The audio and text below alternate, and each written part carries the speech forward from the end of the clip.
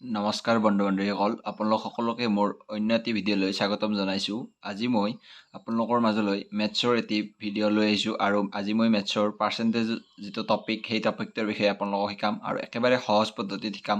আপোনালোকে চাই থাকিব ভিডিঅ'টো, আপোনালোকে একদম ইজি পাব ভিডিঅ'টো চাই। চাব, পাৰ্চেণ্টেজ আচলতে কেনেকুৱা হয় যে আমি পাৰ্চেণ্টেজ উলিয়াব লাগিলে প্ৰথমতে আমি চাব লাগিব যে আমি সদায় এটা কথা জানিব লাগিব, ভগ্নাংশৰ পৰা শতাংশলৈ কেনেকৈ নিয়ে আৰু শতাংশৰ পৰা ভগ্নাংশলৈ কেনেকৈ নিয়ে। তাৰপিছত দশমিকৰ পৰা ভগ্নাংশলৈ কেনেকৈ নিয়ে। যদি আমাক এটা সংখ্যা দশমিকত দিয়া থাকে তেতিয়া সেই সংখ্যাটোক আমি কেনেকৈ শতাংশত নিম, সেইখিনি বস্তুৱে আজি মই আপোনালোকক প্ৰথমতে শিকাম আৰু সেইখিনি বস্তু জানিলেহে আপোনালোকে পাৰ্চেণ্টেজৰ যিবিলাক মেথছ আছে সেই মেথছবিলাক আপোনালোকে কৰিব পাৰিব। গতিকে যিকোনো পাৰ্চেণ্টেজৰ গণিত কৰাৰ আগতে আপোনালোকে এই নিয়মখিনি জানিব লাগিব। তাৰপিছতহে আপোনালোকে গণিতবিলাক কৰিব পাৰিব।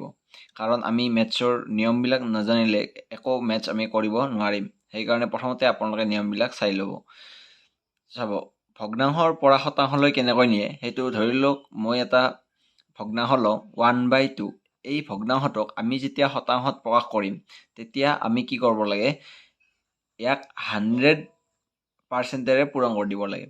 আৰু যেতিয়াই আমি ইয়াক 100%ৰে পূৰণ কৰি দিম তেতিয়া আমি ইয়াক কাটাকাটি কৰিব পাৰি যে 2ৰে 100ক হৰণ যাব 50 বাৰ, 50 গুণ 50, তাৰমানে আমি পালোঁ 50%। তাৰমানে 1/2ক যেতিয়া আমি ভগ্নাংশৰ শতাংশলৈ নিম তেতিয়াহ'লে হ'ব 50%। এতিয়া বেলেগ এটা আমি যদি ভগ্নাংশ লওঁ, ধৰি লওক 2/5। এতিয়া এই ভগ্নাংশটোক আমি যেতিয়া শতাংশলৈ নিম তেতিয়াহ'লে ইয়াক আমি এনেকুৱাকৈ 100ৰে পূৰণ কৰিব লাগিব আৰু 100ৰে পূৰণ কৰিলে হ'ব 5ৰে 120 বাৰ যাব, 20 দুগুণ 40, 40%। ঠিক আছে, এনেকৈ আমি যিকোনো ভগ্নাংশই আমি এনেকুৱাকৈ নিব পাৰোঁ। যদি আমি মিশ্ৰ ভগ্নাংশ লওঁ, ধৰি লওক 3 ইমান %, তেতিয়াহ'লে এইটোক আমি কেনেকৈ কৰিম চাব। প্ৰথমতে আমি এই মিশ্ৰ ভগ্নাংশটোক অপ্ৰকৃত ভগ্নাংশলৈ নিব লাগিব আৰু অপ্ৰকৃত ভগ্নাংশ নিলে 4 3 গুণ 12, 12 1 13, তলত থাকিব 4 আৰু এইটো আচলতে ভগ্নাংশ হয় আৰু এই ভগ্নাংশটোক আমি শতাংশত নি আছোঁ, গতিকে শতাংশ চিন্তালে ইয়াত নালাগে। 13/4 পালোঁ আমি ভগ্নাংশটো আৰু ইয়াক যেতিয়া আমি শতাংশলৈ নিম তেতিয়াহ'লে ইয়াকো আমি কি কৰিব, 100%ৰে পূৰণ কৰিব লাগিব। আৰু 4ৰে 100 যাব 25 বাৰ, 25 আৰু 13 পূৰণ কৰিলে হ'ল। 25 আৰু 13 পূৰণ কৰিম আমি 13 5 গুণ 75, 5 তাতে গ'লে 6, 13 দুগুণ 26, 26 6 32, 325। তাৰমানে আমি গম পালোঁ এইটো কিমান পাৰ্চেণ্ট হ'ব, 325%। ঠিক আছে, এতিয়া আহক কেইটামান মই আপোনালোকক কৰিব দিম। সেইকেইটা আপোনালোকে যদি ভিডিঅ'টো চাই আছে তেতিয়াহ'লে এইকেইটা কৰিব পাৰিব। 4/10, তাৰপিছত 3/25, 5/15, তাৰপিছত 2/25, এইকেইটা আপোনালোকে কৰিব। ঠিক আছে, এইকেইটা কৰি কিনে ডেছক্ৰিপশ্যনত কমেণ্টত আপোনালোকে কৰিব, মোক কৈ দিব পাৰিব কি হয়। আৰু ইয়াৰ পিছত নেক্সট আহিল শতাংশৰ পৰা ভগ্নাংশলৈ। এতিয়া শতাংশৰ পৰা ভগ্নাংশলৈ আৰু কেনেকৈ নিয়ে, আমি গম পালোঁ যে যেতিয়া আমি এটা ভগ্নাংশ শতাংশলৈ নিম তেতিয়াহ'লে আমি কি কৰিব লাগে, 100%ৰে পূৰণ কৰিব লাগে। আৰু যেতিয়া আমি এটা শতাংশ আমি ভগ্নাংশলৈ নিব লাগে তেতিয়া কি কৰিম, ধৰি ল'ব মই এটা শতাংশ ল'লোঁ যে কি 25%। এতিয়া এইটোক আমি যেতিয়া ভগ্নাংশলৈ নিম তেতিয়াহ'লে আমি কি কৰিব লাগে, 100ৰে হৰণ কৰিব লাগে আৰু হৰণ কৰিলে আমি ভগ্নাংশত পাই যাম। আৰু ইয়াক আমি লঘিষ্ঠ আকাৰলৈ নিব পাৰোঁ।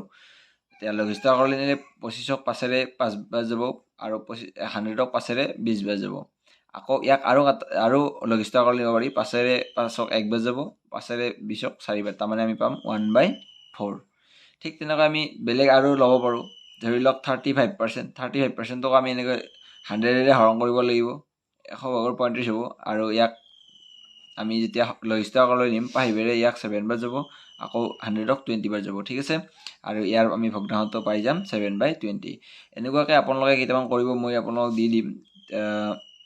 এইটো 15% দিম, 15%, তাৰপিছত 12%, তাৰপিছত 8%, 100%, এইকেইটা আপোনালোকে কৰিব। এইবাৰ আহিল মই কেইটামান এটা কুৱেশ্যন দিছোঁ আপোনালোকক যে তলৰ ভগ্নাংশকেইটা শতাংশত প্ৰকাশ কৰা। ইয়াত কেইটামান ভগ্নাংশ দিয়া আছে আৰু এইকেইটাক আমি কেনেদৰে শতাংশত নিম মই আপোনালোকক শিকাই দিলোঁৱে অলপ আগতে যে কেনেকৈ শতাংশত নিয়ে। এতিয়া প্ৰথমটো চাব, প্ৰথমটো আছে 36/100। এতিয়া ইয়াক আমি কিহত নিব লাগে? শতাংশত। যেতিয়াই আমি শতাংশত নিব লাগে তেতিয়া মই কৈছিলোঁ যে কিহেৰে পূৰণ কৰিব লাগে? 100%ৰে পূৰণ কৰিব লাগে। এতিয়া 100 কাটা যাব, থাকিল কিমান? 36, মানে ইয়াৰ শতাংশটো হ'ব কিমান? 36%। ঠিক আছে। এবাৰ 1/2 আছে নেক্সট। 1/2কো যেতিয়া আমি শতাংশলৈ প্ৰকাশ কৰিব লাগে তেতিয়াহ'লে ইয়াকো আমি 100%ৰে পূৰণ কৰিম আৰু 2ৰে 100ক 50 বাৰ যাব আৰু পূৰণ কৰিলে 50 আৰু 1 পূৰণ কৰিলে হ'ব 50, তাৰমানে 50% হ'ব। ঠিক আছে। ইয়াৰ পিছত নেক্সট আছে আমাৰ 1/4। 1/4ক যেতিয়া আমি এইটোকো যেতিয়া আমি শতাংশলৈ প্ৰকাশ কৰিম তেতিয়া আমি কি কৰিব লাগিব? 100%ৰে পূৰণ কৰিব লাগিব আৰু 4ৰে 100ক কিমান বাৰ যাব? কাটা কাটি কৰিলে 25 বাৰ যাব। ঠিক আছে। 25 গুণ 25 আৰু 25% হ'ব ইয়াৰ এনচাৰ। ঠিক আছে। আকৌ 3/20কো যেতিয়া আমি শতাংশলৈ নিম তেতিয়াহ'লে ইয়াকো আমি 100%ৰে পূৰণ কৰিব লাগিব আৰু 20ৰে 100ক কাটিলে হ'ব 5 বাৰ যাব আৰু 5 3 গুণ 15 ইয়াৰ, আৰু ইয়াৰ এনচাৰ হ'ব 15%। ঠিক আছে। বুজি পাইছে নিশ্চয়। ইয়াৰ পিছত আহিল আমাৰ নেক্সট দশমিকৰ পৰা শতাংশলৈ। এতিয়া দশমিকত থাকিলে আপোনালোকে কেনেকৈ শতাংশত নিব লাগে সেইটো চাব। ধৰি ললোঁ এটা সংখ্যা মই লৈ ল'লোঁ 0.12। এতিয়া এই সংখ্যাটোক আমি যেতিয়া শতাংশলৈ নিম তেতিয়াহ'লে প্ৰথমতে আমি ইয়াক দশমিকৰ পৰা ভগ্নাংশলৈ নিব লাগিব আৰু ভগ্নাংশ আমি আপোনালোকে জানিব লাগিব যে দশমিকত থাকিলে এটা সংখ্যা দশমিকত থাকিলে তাক কেনেকৈ ভগ্নাংশত নিব পাৰি। ইয়াত প্ৰথমতে চাব লাগিব এই সংখ্যাটোত দুটাৰ আগত দশমিক আছে আৰু দুটাৰ আগত দশমিক থাকিলে তলত সদায় 100 হ'ব আৰু ওপৰত সেই সংখ্যাটো লিখি দিলে হ'ল। এইটো হ'ব 100/12। গতিকে ইয়াক আমি যেতিয়া শতাংশত প্ৰকাশ কৰিম, মই কৈছিলোঁৱে যেতিয়া ভগ্নাংশৰ পৰা শতাংশলৈ নিব লাগে তেতিয়া আমি কিহেৰে পূৰণ কৰিব লাগে? 100%ৰে।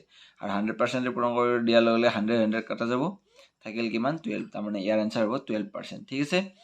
ইয়াৰ পিছত নেক্সট আমি যদি এটা আৰু বেলেগ লওঁ 0.25%। এতিয়া এইটো কি হ'ব? এইটোকো আমি এনেকুৱা কৰিব লাগিব। প্ৰথমতে আমি ইয়াক ভগ্নাংশত নিম। ঠিক আছে।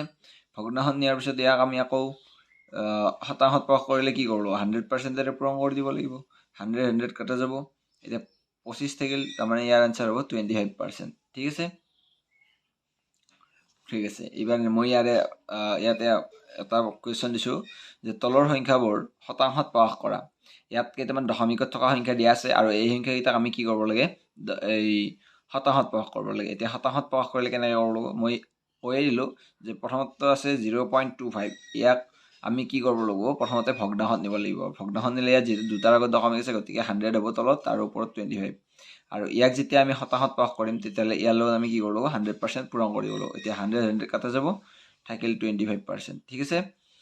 এইবাৰ নেক্সট আছে 1.25। এতিয়া এইটোকো আমি ঠিক তেনেদৰে প্ৰথমতে আমি ভগ্নাংশত নিম, তাৰপিছত আকৌ 100%ৰে পূৰণ কৰি দিম। পূৰণ কৰি দিয়ালে 100 কাটা যাব, 125% হৈ যাব। ঠিক আছে। ইয়াৰ পিছত নেক্সট 0.5। 0.5%, 0.5ক প্ৰথমতে আমি ভগ্নাংশত নিম। ইয়াত যিহেতু এটাৰ আগত দশমিক আছে গতিকে তলত 10 আহিব আৰু ওপৰত 5 থাকিব আৰু ইয়াক আমি কি কৰিম? 100%ৰে পূৰণ কৰিব লাগিব শতাংশত নিলে আৰু 10ৰে 100ক 10 বাৰ যাব, 5 10 গুণ 50, 50%। ঠিক আছে। এনেকুৱাকৈ আপোনালোকে এইটো কৰিবচোন। এইটো মই আপোনালোকৰ বাবে এৰি দিলোঁ। ইয়াৰ পিছত মই নেক্সট কুৱেশ্যন লৈ আহিছোঁ তলৰ শতকৰাবোৰক ভগ্নাংশত প্ৰকাশ কৰা। এতিয়া শতাংশৰ পৰা ভগ্নাংশত নিয়া কেইটামান মই গণিত লৈ লৈছোঁ আৰু এইকেইটা আমি কেনেকৈ ভগ্নাংশত প্ৰকাশ কৰিম সেইটো চাব। মই শিকাইছোঁ আপোনালোকক যেতিয়া আমি শতাংশৰ পৰা ভগ্নাংশলৈ নিব লাগে তেতিয়া আমি কি কৰিব লাগে? 100ৰে হৰণ কৰি দিব লাগে আৰু এইটো হ'ব 100/53। ইয়াক আমি লঘিষ্ঠকলৈ নিব নোৱাৰোঁ গতিকে এইটোৱে হ'ব। নেক্সট 50%। 50%ক আমি কি কৰিম? 100ৰে হৰণ কৰি দিম, 100/50 হৈ যাব আৰু ইয়াক লঘিষ্ঠকলৈ নিব পাৰি, 0 কাটা যাব। তাৰপিছত 5ৰে 5ক একবাৰ, 5ৰে 10ক 2 বাৰ, তাৰপিছত ভগ্নাংশটো হ'ব 1/2। ঠিক আছে। ইয়াৰ পিছত 1/2%। এইটোক আমি কেনেকৈ নিম? এইটোক আমি কি কৰিব লাগিব? 1/2 লিখিম, লিখি কিনে যেহেতু এইটো ভগ্নাংশত আছে শতাংশত দিয়াটো যেহেতু এইটো ভগ্নাংশত আছে গতিকে আমি কি কৰিম ইয়াতে ডাইৰেক্ট যেহেতু এইটো 100 হৰণ কৰিব লাগিব গতিকে তলত 100টো পূৰণ হ'ব ঠিক আছে আৰু 100টো যি তলত পূৰণ হ'ব হোৱাৰ লগে লগে পূৰণ কৰিলে আমি 2 ৰ লগত 100 পূৰণ কৰিলে পাম 200 আৰু ওপৰত থাকিব 1 আৰু ইয়াৰ ভগ্নাংশটো হৈ যাব 1/200 ঠিক আছে ইয়াৰ পিছত আহিল 100%ক আমি যেতিয়া ভগ্নাংশত নিম ইয়াকো 100 হৰণ কৰিলে হ'ল 100/100 মানে কিমান হ'ব 1 হ'ব তাৰ মানে 100%ৰ মান হ'ব 1 নেক্সট 0.01% এতিয়া 0. এইটো দশমিকত দিয়া আছে 0.01%ত আমি এইটো ভগ্নাংশত নিব লাগিলে প্ৰথমতে আমি এনেকৈ লিখিম যে 0.01ক ভগ্নাংশত লিখা 100/1 হ'ব কাৰণ দুটাৰ আগত দশমিক আছে আৰু ইমান পাৰ্চেণ্টেজ থাকিব এতিয়া আমি ইয়াক পাৰ্চেণ্টেজৰ পৰা কিহত নিব লাগিব ভগ্নাংশত নিব লাগিব আৰু ভগ্নাংশত নিলে আমি জানো যে কি এইটো 100ৰে হৰণ কৰিব লাগে আৰু সেইকাৰণে ই তলত পূৰণ হৈ গৈছে ঠিক আছে আৰু 100 পূৰণ কৰিলে হ'ব 10,000 আৰু ওপৰত থাকিব 1 এইটোৱে ভগ্নাংশত হ'ব ঠিক আছে তাৰপিছত এইটোও কৰি দেখুৱাই দিছোঁ মই আপোনালোকক চাব 3 ইয়াত চাব এইটো এটা মিশ্ৰ ভগ্নাংশ দিয়া আছে ইয়াক মই অপ্ৰকৃত ভগ্নাংশত লৈ যাম 3 × 6 6 × 7 7/2% আৰু এতিয়া যেহেতু এইটো আমি কি বুলি কয় শতাংশৰ পৰা ভগ্নাংশত নিব লাগে তেতিয়াহ'লে আমি কি কৰিম 7/2 × 100 তলত 100টো পূৰণ কৰি দিব লাগিব আৰু এইটো হ'ব 200 7/200 হৈ গ'ল বুজি পাইছে নিশ্চয় ঠিক আছে ইয়াৰ পিছত মই কেইটামান কুৱেশ্যন লৈ আহিছোঁ আৰু সেই কুৱেশ্যন কেইটা এনেকুৱা প্ৰথম কুৱেশ্যনটো আছে 600ৰ 30%ৰ মান কিমান এইবিলাক প্ৰায় আহি থাকে কুৱেশ্যন পৰীক্ষাত গতিকে আপোনালোকে ভালকৈ চাব যে 600ৰ 30%ৰ মান কিমান ইয়াত আমাক কি কৈছে যে 600ৰ 30%ৰ মান কিমান সেইটো দিছে আৰু ইয়াত যেহেতু 600ৰ 30% বুলি কৈছে গতিকে প্ৰথমতে আমি কি কৰিম 600ৰ 30% মানে হ'ব 600ৰ লগত আমি 30%টো পূৰণ কৰি দিব লাগিব ঠিক আছে আৰু 600ৰ 30% যেহেতু কৈছে গতিকে আমি এইটো কি কৰিব লাগিব পাৰ্চেণ্টেজৰ পৰা ভগ্নাংশত নিব লাগিব আৰু মই আপোনালোকক কৈছিলোঁ যে ভগ্নাংশ যেতিয়া আমি শতাংশৰ পৰা ভগ্নাংশত নিব লাগে তেতিয়া আমি কি কৰিব লাগে 100ৰে হৰণ কৰিব লাগে এতিয়া হৰণ কৰিলে আমি কি পাম চাবচোন ইয়াত 0 0 কাটা কাটি যাব আকৌ এইটো 0 আৰু এইটো 0 কাটা কাটি যাব ঠিক আছে এতিয়া থাকিল কি তলত এটা 1 থাকিল এইটো একো কাম নাই আৰু এইবাৰ এইখিনি আমি পূৰণ কৰি দিলে হ'ল যে 6 3 × 18 লগত এটা 0 আছে গতিকে এইটো 0 লিখি দিলোঁ তাৰমানে আমি ইয়াৰ মান কিমান পালোঁ 180 ঠিক আছে ইয়াৰ পিছত নেক্সট কুৱেশ্যন নম্বৰ 2টো কৰিম ইয়াত কৈছে 1600ৰ 3/2%ৰ মান কিমান সেইটো সুধিছে এতিয়া ইয়াত আমি কি কৰিম সেইটো দৰে কৰিব লাগিব ইয়াত পূৰণ কৰি দিলে হ'ল ডাইৰেক্ট পাৰ্চেণ্টেজটো আৰু তাৰপিছত আমি কি কৰিম এই পাৰ্চেণ্টেজৰ পৰা ইয়াক ভগ্নাংশত নিব লাগিব গতিকে ভগ্নাংশত কেনেকৈ নিম প্ৰথমতে আমি ইয়াক যেহেতু এইটো মিশ্ৰ ভগ্নাংশ আছে গতিকে ইয়াক অপ্ৰকৃত নিম 3 × 6 6 × 7 /2 ইমান পাৰ্চেণ্ট আৰু তাৰপিছত আমি ইয়াক পাৰ্চেণ্টেজৰ পৰা ভগ্নাংশত নিব লাগিব আৰু ইয়াক ভগ্নাংশত নিলে আমি যেহেতু জানো যে 100ৰে হৰণ কৰিব লাগে গতিকে 100টো তলত পূৰণ হ'ল ঠিক আছে তাৰপিছত এইখিনি আমি এইফালে কৰি দিছোঁ এবাৰ নেক্সট 600 × 7/200 ইয়াত 0 0 কাটা কাটি যাব ঠিক আছে 2ৰে 16 8 বাজিব 8 7 × 56 তাৰমানে আমি গম পালোঁ যে ইয়াৰ মানটো হ'ব 56 ঠিক আছে এতিয়া আপোনালোকে এইটো নিজে কৰিবচোন কুৱেশ্যন নম্বৰ 3টো এইটো মই আপোনালোকৰ বাবে এৰিলোঁ আৰু আপোনালোকে এইটো স্ক্ৰীনশ্বট মাৰি লৈ কিনে আপোনালোকে এই গণিতটো কৰিব চেষ্টা কৰিব ঠিক আছে আৰু এই গণিতৰ এনচাৰটো আপোনালোকে কিমান পায় সেইটো তলৰ কমেণ্টত কমেণ্ট কৰি জনাব ইয়াৰ পিছত আহিল কুৱেশ্যন নম্বৰ 4 ইয়াত আছে যে 2400 মিলিলিটাৰৰ 4/6%ৰ মান কিমান এইটোৰ মান আমাক সুধিছে ঠিক আছে এতিয়া ইয়াৰ মান আমি কেনেকৈ উলিয়াম চাব প্ৰথমতে মই কৈছিলোঁ যে ডাইৰেক্ট আমি কি কৰিম ইয়াৰ লগত এইটো শতাংশটো পূৰণ কৰি দিব লাগিব ঠিক আছে তাৰপিছত আমি ইয়াক শতাংশৰ পৰা ভগ্নাংশলৈ নিব লাগিব তাৰ আগতে আমি ইয়াক মিশ্ৰ ভগ্নাংশৰ পৰা অপ্ৰকৃত ভগ্নাংশলৈ লৈ যাম ঠিক আছে 6 4 × 24 24 1 25 ওপৰত হ'ব 25 তলত হ'ব 6 ইমান পাৰ্চেণ্ট এতিয়া এইটো 2400 ইনটু এইটো এবাৰ আমি কিহত নিব লাগিল ভগ্নাংশত নিব লাগিল শতাংশৰ পৰা এতিয়া আমি কি কৰিম এইখিনি সৰল কৰি যাম এবাৰ 2400 ইনটু 25 আৰু 6 লৈ 100 পূৰণ কৰিলে হ'ব 600 0 0 কাটা যাব থাকিল 24 6ৰে 24ক 4 বাৰ যাব 4 আৰু 25 পূৰণ কৰিলে হ'ব 100 আৰু ইয়াৰ মান হ'ব 100 ঠিক আছে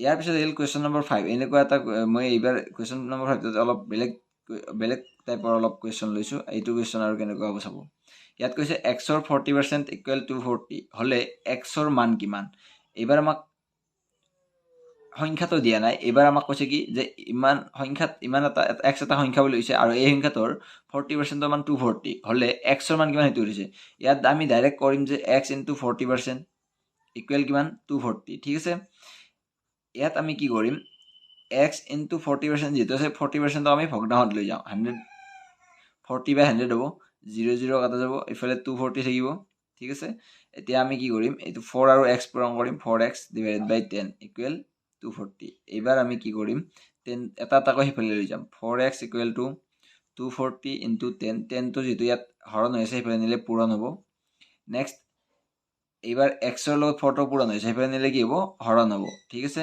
আৰু এইফালে এইখিনি পূৰণ কৰিলে হ'ব 2400 এইবাৰ আমি এইখিনি 4 ৰে হৰণ কৰিব লাগে 4 ৰে 24ক 6 বাৰ যাব লগত শূন্য দুটা আছে 600 তাৰ মানে ইয়াৰ আনসাৰ হ'ব 600 আজিলৈ এইখিনিয়ে লৈ এৰিলো নেক্সট ভিডিঅ'ত মই আকৌ বেলেগ এনেকুৱা পাৰ্চেন্টেজৰে গণিত মই অলপ হাৰ্ড চাই আমি কৰিম এতিয়া মই এইখিনি আপোনালোকক যিখিনি নিয়ম শিকালো এই নিয়মখিনি আপোনালোকে ভালদৰে চাব যদি আজি ভিডিঅ'টো চাই ভাল পালে তেলে প্লিজ লাইক কৰিব কমেন্ট কৰিব আৰু যদি এতিয়ালৈ মোৰ চেনেলটো সাবস্ক্ৰাইব কৰা নাই তেলে সাবস্ক্ৰাইব কৰি থব জয় আই অসম ধন্যবাদ